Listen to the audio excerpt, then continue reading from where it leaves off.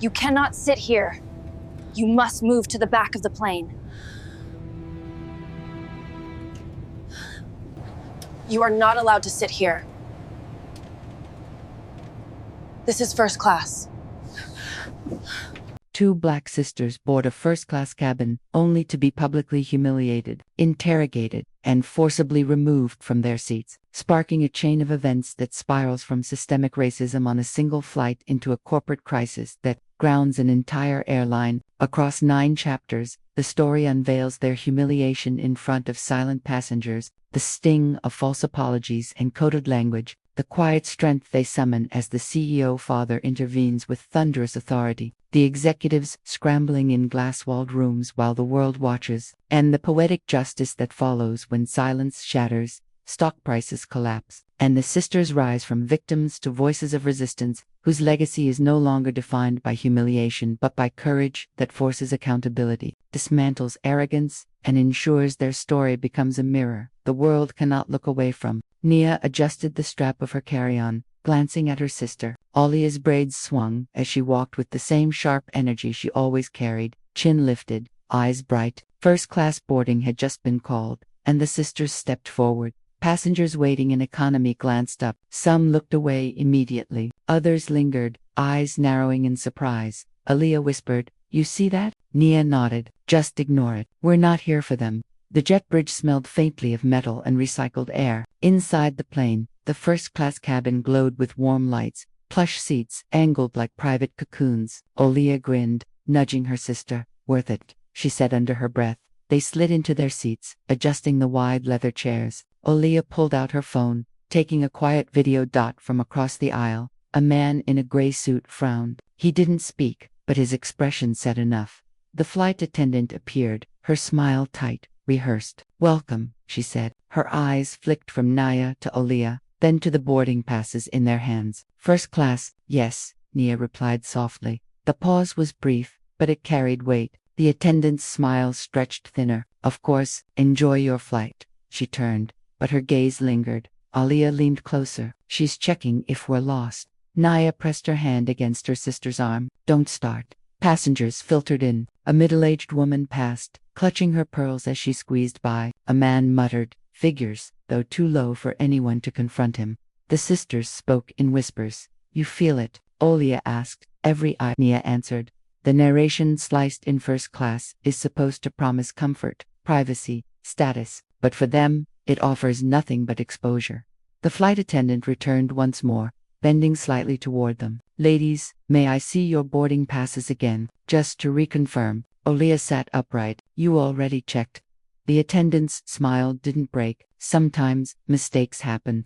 Nia's hands tightened around the ticket. She offered it again, her voice steady but cold. "There's no mistake." The attendant studied it longer than necessary, then handed it back. "Thank you." When she walked away, Alia muttered, "They're waiting for us to slip up." Nia whispered, "Let them wait." But her throat felt tight. The cabin was quiet, but the silence carried judgment, thicker than turbulence ever could. The plane filled with the soft shuffle of passengers settling in. Overhead bins clicked shut, voices murmured, and seatbelts snapped into place. Yet, at the front of first class, tension curled like smoke. Naya kept her eyes on the small screen in front of her, scrolling through the menu, as if nothing was wrong. Alia, however, sat stiff, arms folded, her jaw flexed. The flight attendant returned, her heels tapping against the carpet. She leaned down, voice honeyed but sharp at the edges. "Ladies, I'm afraid I need to reconfirm your tickets one more time." Nia inhaled slowly. "You've already checked twice." Across the aisle, the man in the gray suit smirked, his voice cut in, casual but venomous. "They don't look like they belong here. Probably snuck in when no one was watching." A ripple of discomfort spread among passengers. A few glanced down, unwilling to meet anyone's eyes. Others leaned forward, curious, expectant. Alia's head snapped toward him. "Excuse me." He shrugged, sipping his water. "Just saying what everyone's thinking." Nia's hand brushed against her sister's wrist, a quiet plea. "Not here." But Alia's voice carried. "We have tickets. We were upgraded. We're sitting in the right seats. What else do you need?" The attendant's smile was tight, faltering. "Miss, if you could just present identification again." Alia laughed, harsh and bitter. "You want ID now?" In the middle of the cabin, so everyone can watch. Murmurs rose. A woman leaned toward her husband. "They're making such a fuss." Her husband whispered back, "Should have booked economy." Nia's chest tightened. Her voice trembled, but remained controlled. "You verified us already. Why are you asking again?" The attendant's tone hardened, dropping the false sweetness. "This is standard procedure." "Standard procedure," Olia repeated, louder, mocking. "Only for us, right?" The gray-suited man chuckled. "Some people don't understand standards." A cell phone camera rose from a few rows back. A teenager angled it discreetly, recording. The hum of whispers spread further, filling the cabin with an energy that was part spectacle, part trial. Olia turned toward the passengers. "Do you all hear this? We're being harassed, right here, right now, and you're just watching." Silence answered. A few eyes darted away, embarrassed. Others simply stared. Nia's voice was quieter, directed at the attendant. "We're not moving. We're not showing anything else. We are passengers, and you are humiliating us." The attendant's lips tightened. She glanced toward the galley, signaling another crew member. "Security will have to sort this out." The words dropped like a gavel. Olia shot to her feet, fists trembling. "You're calling security? For what? For sitting in our seats?" The attendant stepped back, hand raised in a gesture of false calm. "Please lower your voice. You're disturbing the other passengers." The gray-suited man leaned forward, enjoying the scene. "See, disruptive." Nia rose halfway, pulling at her sister's arm. "Sit down, Aaliyah. Don't give them what they want." But Alia's voice thundered. "What they want is for us to disappear. Not today." The cabin had gone silent now, all eyes fixed on them. A recording light blinked from another phone. The weight of judgment was everywhere, but so was the evidence. A mother clutched her child tighter. The child whispered, "Why are they in trouble?" The mother shushed her eyes, avoiding contact. The attendant's voice rang louder this time. "Rehearsed authority. Security will be here momentarily to escort you off this aircraft." Nia's knees weakened, but she stayed standing. Her words came sharp, cold. "You're making a mistake. Everyone in this cabin will remember it." The narration cut in like a scalpel. It was not about tickets, or seating, or procedure. It was about belonging, and who was allowed to claim it. Minutes stretched heavy, filled with the sound of nothing but breathing, shifting, waiting. The sisters stood together in the aisle, a wall of defiance and fear, while the cabin sat as witness, silent accomplices to the unfolding humiliation. Then, the faint clatter of boots against the jet bridge. Security was coming. The click of heavy shoes echoed before the men appeared to airport security officers, uniforms crisp, faces blank. The first-class cabin shifted in its seats, eyes sharpening like predators scenting blood. Nia gripped the armrest, knuckles white. Alia's chin lifted, refusing to show fear. The lead officer spoke, flat and practiced. "Ladies, we've been asked to escort you off the aircraft. Please gather your belongings." Nia's voice shook, but her words cut. "Why? Our tickets are valid. We've done nothing wrong." The officer repeated himself, mechanical. "Please cooperate. We don't want to escalate this." Aaliyah laughed, sharp and bitter. "Escalate? You dragged yourselves in here for no reason. The only thing escalating is your racism." The attendant hovered behind them, arms crossed, lips pressed tight. She avoided direct eye contact but stood tall in the shadow of authority. Passengers whispered. Some leaned back to avoid being noticed. Others leaned forward, eyes glinting with curiosity. The man in the gray suit smirked again, satisfied. Nia tried to reason. Her words measured. "We are paying passengers. This is our seat. Look at the record." The second officer cut her off. "Miss, refusal to comply may result in removal by force. Do not resist." Silence held the cabin hostage. A child's small voice broke it. "Why are they being taken?" The mother hushed him quickly, pulling him closer. "Quiet.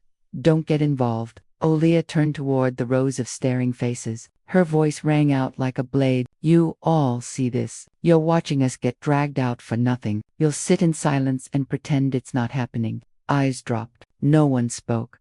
The officer's hand hovered just above Alia's arm. "Final warning. Get your things." Nia's hand trembled as she reached for her bag, her voice barely a whisper. "Ollie, we can't know."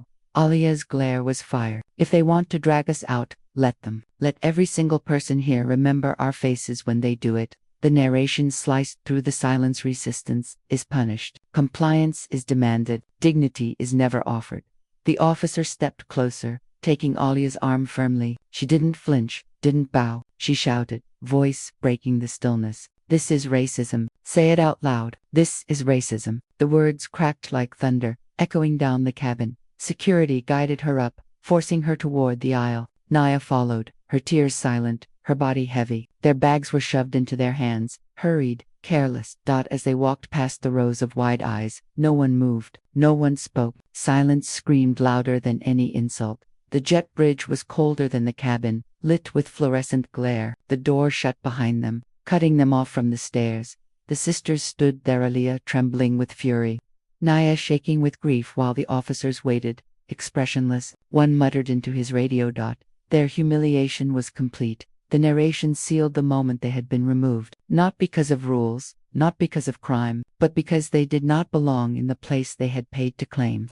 The terminal felt cavernous, fluorescent lights buzzing overhead. The sisters stood by the cold windows, the jet bridge door locked behind them. Nia clutched her bag tightly, staring at the floor. Her breath came uneven, chest rising and falling, as though she'd run a mile. Tears burned at the edges of her eyes, but she blinked them back. Jaw clenched, Aaliyah paced in tight circles, her sneakers squeaking on the polished floor. Her hands shook, fists clenching and unclenching. "They humiliated us," she shouted, voice echoing across the empty gate area, in front of everybody, like we were criminals. Naya finally looked up, her voice hoarse. "That's what they wanted. To make us small, to make us disappear." Aaliyah stopped, her chest heaving. "And you just let them, you just stood there, quiet, like if you stayed calm, they'd magically see reason." Naya flinched, anger sparking. "What did you want me to do? Start a fight? Get us arrested?" They were already dragging us out. "Reason doesn't matter when their minds are made up." The words stung. Silence stretched between them, heavy and raw. Naya turned away, eyes fixed on the runway outside, planes rolling slowly in the distance. "They stripped everything from us," she whispered. "Our dignity, our place." They looked at us and saw nothing but outsiders. Aaliyah's anger cracked into something softer, though her voice still shook. "I couldn't watch them treat you like that, like you didn't belong." Nia's shoulders quivered. "I'm so tired. Tired of fighting. Tired of being watched like I don't deserve to be where I am."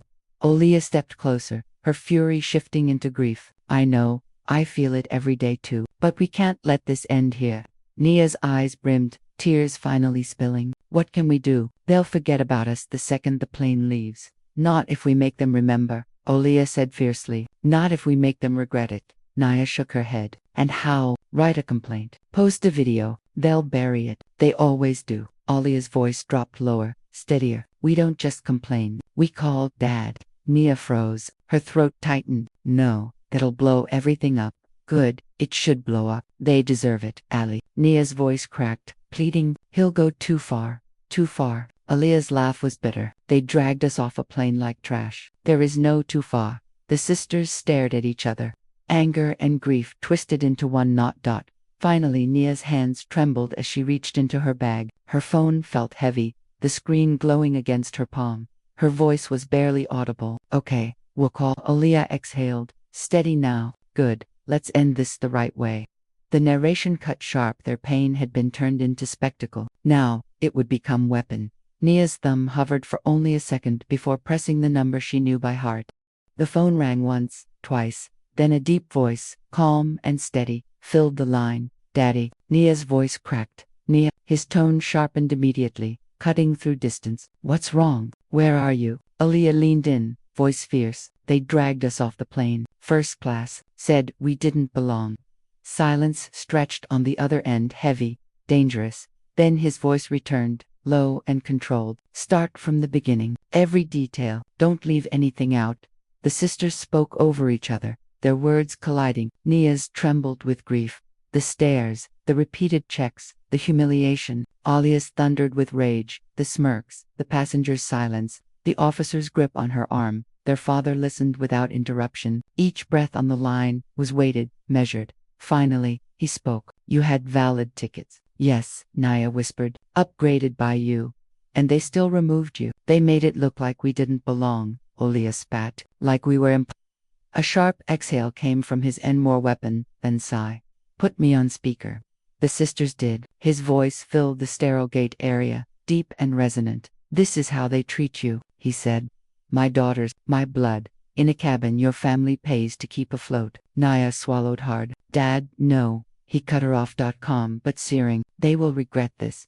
A nearby airline staffer had approached timidly, hovering with false sympathy. Miss, perhaps we can arrange another flight. The father's voice boomed through the phone. Who is speaking? The staffer froze. I work at this gate. Then listen carefully. You will contact your superiors. Now, you will tell them the CEO of Constellation Holdings is on this call, and unless his daughters are returned to their rightful seats immediately, this aircraft will not move an inch. The staffer stammered. Sir, I do it, he snapped. Or prepare to explain to your board why this company loses millions before sunrise.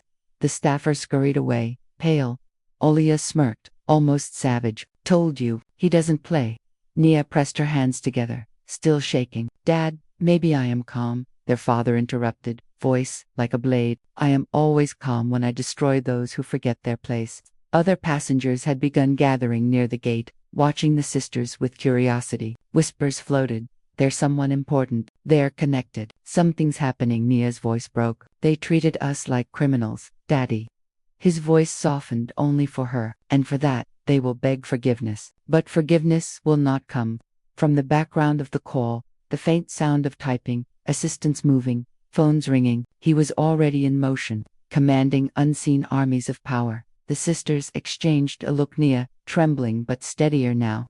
Olia glowing with vindication. Their father returned, decisive. Stay where you are. Do not move. That plane will not leave this ground until I say so.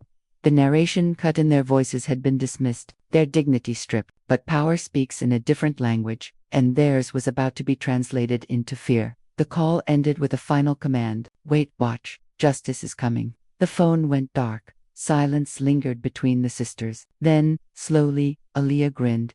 Time to watch them sweat. Inside the aircraft, the mood shifted. What was supposed to be a smooth departure began to unravel. The captain's voice crackled over the intercom. Unusually tense. Ladies and gentlemen, we're experiencing a minor delay. Please remain seated. We'll update you shortly. Passengers groaned. A man muttered about missing his connection. A woman tapped furiously at her phone. But beneath the surface, rumors began to stir. Is this about those girls? One voice whispered. Maybe security couldn't clear it. Another speculated. The gray-suited man smirked, confident. Good. Keep them off. We don't need disruptions in first class. But behind the curtain in the galley, flight attendants huddled, their hushed tones frantic. Corporate just called. What did they say? They said those two girls, their fathers, the CEO. Not just any CEO, an investor. A major one. Silence. Then panic. We already filed the report. It says they were disruptive. That's useless now. If he pulls funding, the cabin manager's face blanched. We could all lose our jobs. The attendants scattered, scrambling for explanations, excuses, damage control. The authority that once gave them confidence curdled into fear. Back in the terminal, Nia and Aaliyah sat near the wide glass windows, staring at the plane. Its nose pointed toward the runway, but it hadn't moved. They're stalling. Aaliyah sighed, almost gleeful.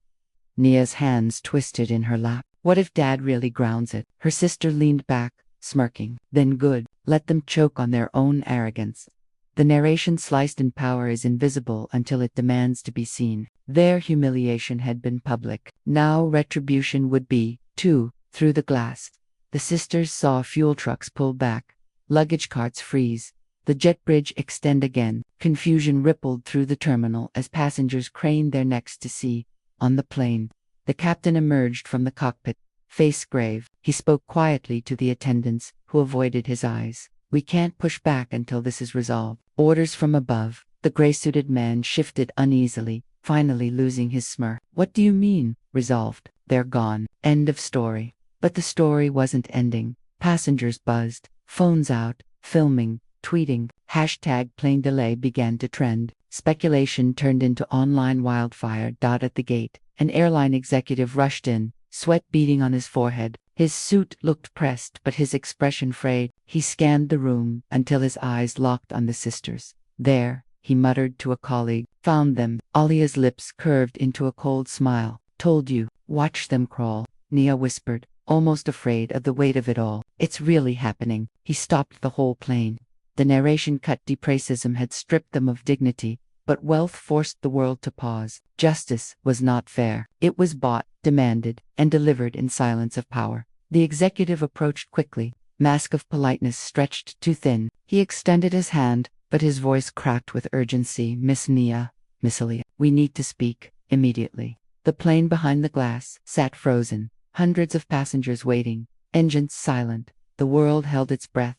The executive led them down a quiet corridor, into a glass-walled conference room overlooking the runway. The frozen plane gleamed beyond the windows, a steel monument to the power struggle now unfolding. Inside, 3 more executives waited, faces pale, ties loosened. Bottles of water sat untouched on the table. Please, sit, the lead executive said, forcing a smile. Alia remained standing. We've done enough sitting today. Start talking. He swallowed. First, let me apologize. Don't you dare, she snapped. Don't you dare feed me some scripted apology. You humiliated us. You treated us like thieves in seats we paid for. Nia's voice was quieter, but sharper. We were interrogated, twice, dragged out in front of everyone. That wasn't a mistake. That was deliberate.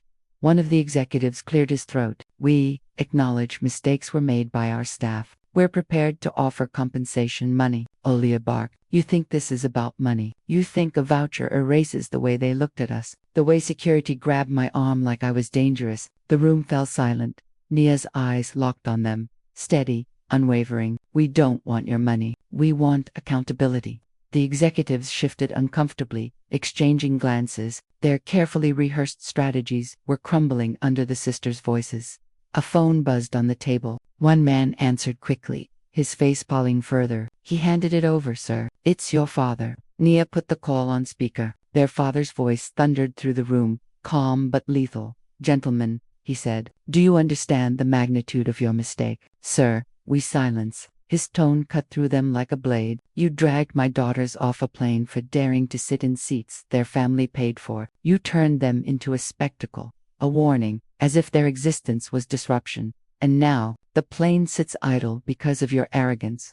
The executives sat rigid, faces ashen. Do you know how quickly I can collapse your stock? He continued. Do you know how many calls I've already made in the last 30 minutes? A whisper passed among them, dread thick in the air. One tried to muster words. We deeply regret. Regret is nothing, the father roared. I don't want regret. I want accountability, names, actions, consequences, and I want it now. The executives stammered. The lead finally spoke. The attendant will be removed from duty. We will launch an investigation. We'll release a public statement. Alia slammed her hand on the table. Too little, too late. Nia leaned forward, her calmness more terrifying than her sister's fury. Do you hear yourselves? You only act because you're afraid of losing money. If we weren't his daughters, if we didn't have power, this would have been buried. Like every other black passenger humiliated in silence, the room froze at her words. The truth hung heavier than threats. From outside the glass, cameras flashed. Journalists had arrived, tipped off by leaks, capturing every angle of the meeting. The executives shifted in their seats, knowing the world was watching.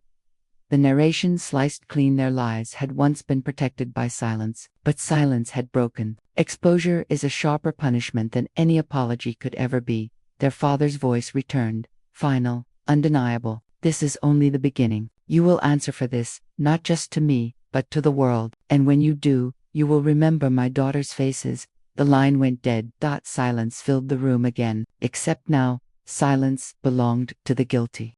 The news broke before the executives could craft their spin. Screens across terminals lit up with headlines. Sisters removed from first-class plane grounded after CEO father intervenes. Footage of Alia's trembling hand clutching Nia, armed security dragging them into the aisle, replayed in loops. Each replay was a knife twisting into the airline's reputation.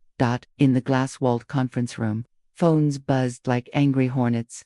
Executives picked up only to hear shareholders shouting, board members raging, sponsors threatening to pull out. Alia stood at the window, watching passengers stare up at the room, phones raised to capture every second. Her reflection stared back, eyes fierce, jaw clenched. They see you now, Nia whispered at her side. They can't pretend anymore. Inside the room, panic fractured the executive's facade. One barked into his phone. Yes, I understand. No, we didn't authorize security to escalate. Please, hello. The line cut dead. Another slammed his fist on the table. We can't contain this. Alia turned, voice cutting through. Contain? You should have thought of that before you treated us like criminals. The lead executive tried one last time. Miss, please, let us fix this. We'll offer a settlement. Public apology. We'll stop, Naya said coldly. You're scrambling for survival, not truth. The door burst open. Reporters surged in, cameras flashing, questions pelting the air. Do you believe the sisters were targeted because of their race? Will you resign? Has the airline covered up past complaints? Executives stuttered, sweat dripping down collars, their polished controls shattered beneath the storm. Olea didn't flinch. She raised her chin and spoke, her voice ringing clear. Yes, we were targeted because of our race. We were humiliated for existing where they didn't want us. This wasn't about safety, it was about control. But we're not afraid anymore. Not of their silence, not of their excuses.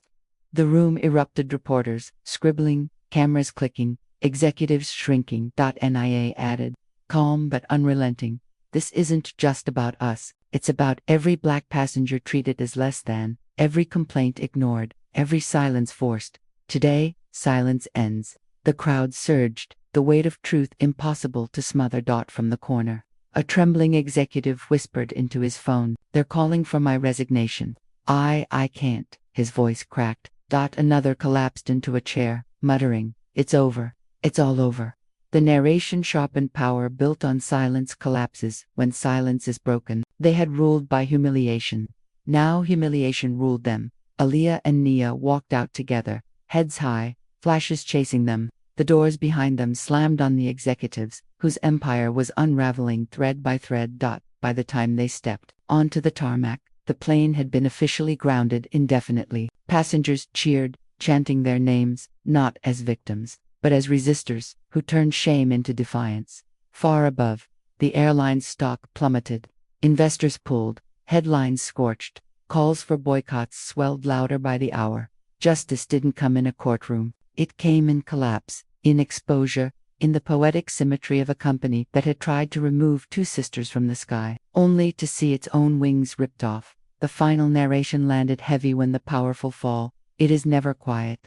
Their downfall is the echo of every voice they tried to silence, and this echo will not fade. Days blurred into firestorms. News anchors dissected the footage, frame by frame. Hashtags trended worldwide. Hashtag first class while black. Hashtag grounded by racism. Protesters flooded airports holding signs, not safe to fly while black and silence is violence. The airline bled money. Sponsors vanished. Shareholders demanded heads. Within a week, 3 executives resigned under internal review. The attendant who had sparked it all disappeared from public view. No apology could reach the fury roaring through streets and screens. But the sisters, they refused to fade into symbols. In a press hall filled with cameras, they stood together once more. We were humiliated, Olea said, voice steady though her hands shook slightly behind the podium. We were told we didn't belong where we had every right to be. But we are here not just for us, but for everyone who's ever been silenced, forced to shrink, forced to endure. We're done shrinking. Naya stepped forward, softer in tone but sharper in edge. This isn't about two sisters. This is about every passenger dragged into humiliation and told it was procedure. This is about dismantling a system that sees blackness as disruption. Today we refuse disruption. We demand dignity. The room erupted in applause. Cameras clicked like thunder. Back home, their father sat in silence, watching the broadcast replay. For once, his voice wasn't booming orders into phones. It was quiet, almost reverent. They didn't need me, he murmured to himself. They were always enough. Meanwhile, passengers from the flight began speaking out online. Stories poured in how they'd watched in horror. How some had wanted to intervene but froze. How the sisters' defiance gave them courage to reflect on their own silence. What began as outrage became momentum. Boycotts swelled, lawsuits piled, politicians demanded hearings. The airline's name, once synonymous with prestige, had become shorthand for shame. The narration carved the truth plain: this was no isolated incident. It was a mirror held up to a world too comfortable in its hierarchy. And once the mirror cracked, no one could pretend the reflection was flawless anymore. Weeks later, Aliyah and Naya sat on their apartment balcony, overlooking the city. For the first time since the flight, the air felt light. Aliyah exhaled. It's still not over. They'll try to bury this. They always do. Naya nodded. Maybe, but people saw. They can't unsee. That's the beginning. Silence settled, not fearful, but calm. Like the pause before dawn, Olia leaned her head against her sister's shoulder. We didn't just ground a plane. Naya smiled faintly, eyes on the horizon. We grounded their arrogance. The final narration lingered. Resolute poetic justice doesn't erase the wound, but it forces the world to look, to reckon, to remember. And sometimes, that memory is the sharpest justice of all.